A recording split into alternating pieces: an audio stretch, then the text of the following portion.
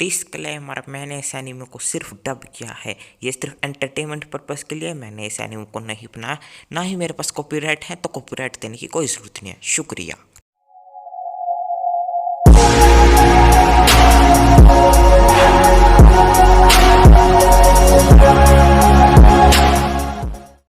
Episode 9 Tenkachi festival murder case. Episode की शुरुआत में हम देख सकते हैं रिपोर्टर बता रहे होते हैं आज टेंकाची फेस्टिवल है और वो उसे ब्रॉडकास्ट कर देते हैं। वो बताते हैं कि ये एक फेमस फेस्टिवल है जिसका नाम है टेंकाची, जो कि माउंटेन मात्सुमोरो पे लाइट लगा के रिप्रेजेंट किया जाता है और वो वर्ड अभी आने ही वाला है। फिर एक आदमी बोलता है, हे क्या तुम थोड़ा धीरे होके शोर कम करोगे, और तुम ऐसे क्यों दिख रहे हो, और ये रूम तुमने ऐसे क्यों बिगाड़ दिया।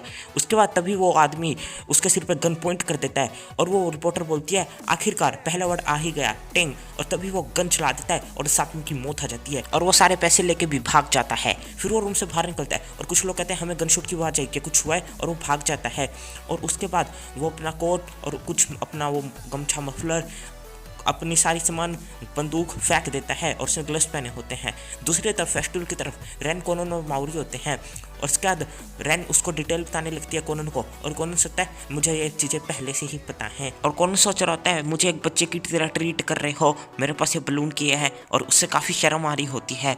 उसके बाद एक आदमी भाग के आता है और वो हाफ रहा होता है। फिर वो बोलता है रैन को, एक्सक्यूज मी, क्या मेरी फ़ोटो ले सकती हैं इची कैरेक्टर के साथ जो मेरे पीछे है। और उसके बाद वो फ़ोटो लेती है और फिर रैन बोलती है बलून आ गया है फोटो में। बोलता है कोई प्रॉब्लम नहीं, आपका शुक्रिया, मैं ये सब अपनी आर्चिव के लिए कलेक्ट कर रहा हूँ जो कि लोकल फेस्टिवल पे बेस होगी और ये पिक्चर उनमें से एक होने वाली है। रैन बोलती है तो आप एक राइटर हैं, मुझे लगा था कि आप एक स्पोर्ट्स या ऐसे कुछ होंगे क्योंकि आपका रंग काफ़ी टैंग है, ढल चुका है।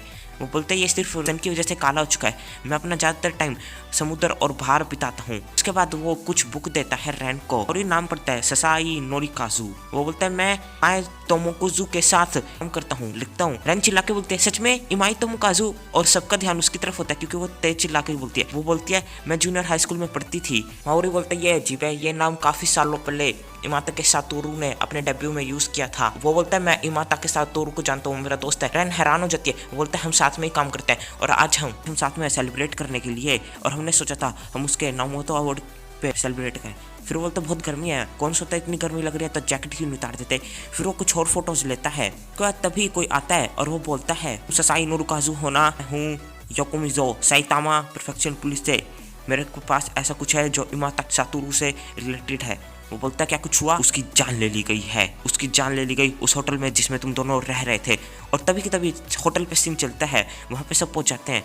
जान ले ली गई एक बंदूक से और टाइमिंग थी कुछ 8-2-8-3 के पास।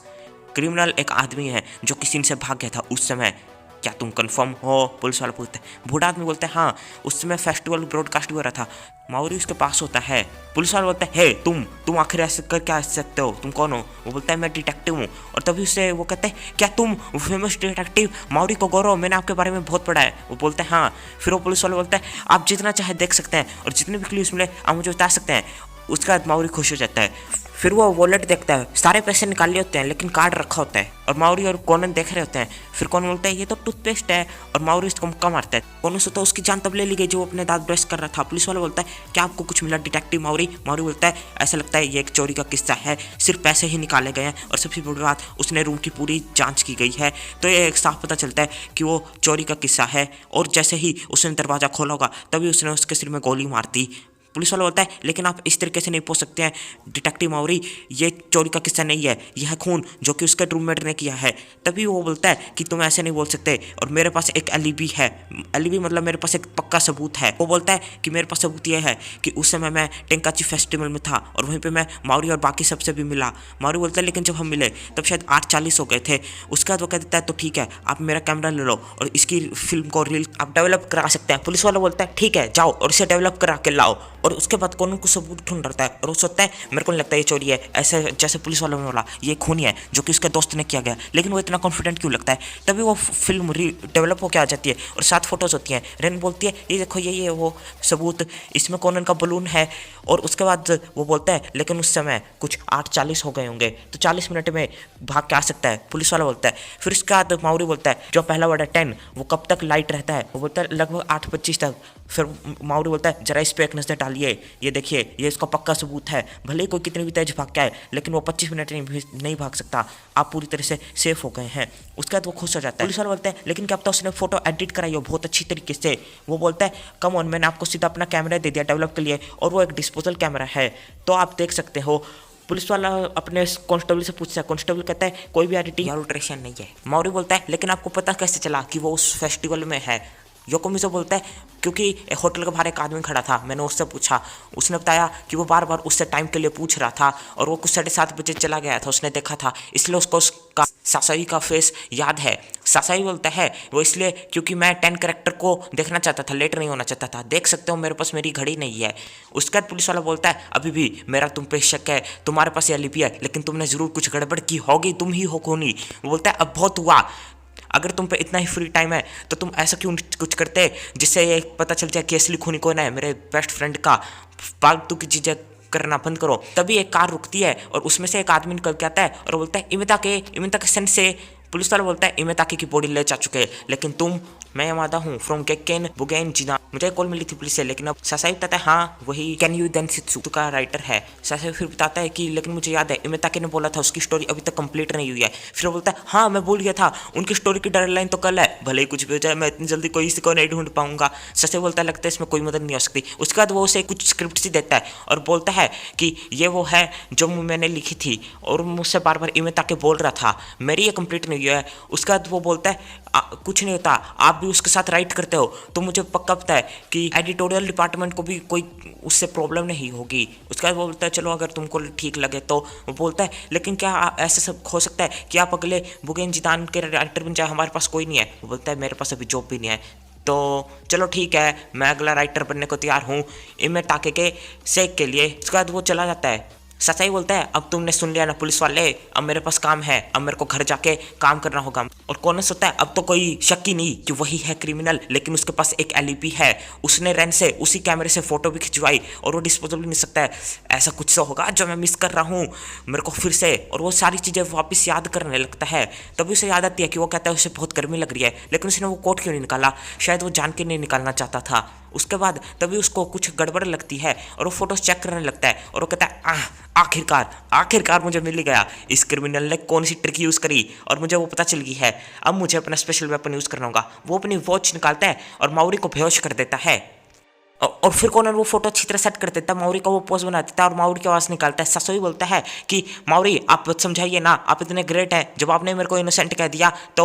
उसके बाद माउरी बोलता है मैं आपसे शर्मिंदा हुआ डिटेक्टिव योकोमिज़ो, मैंने सोचा था कि आप ये खुद से सेल्व कर सकेंगे, इसलिए मैंने आप तक खुद नहीं बताया।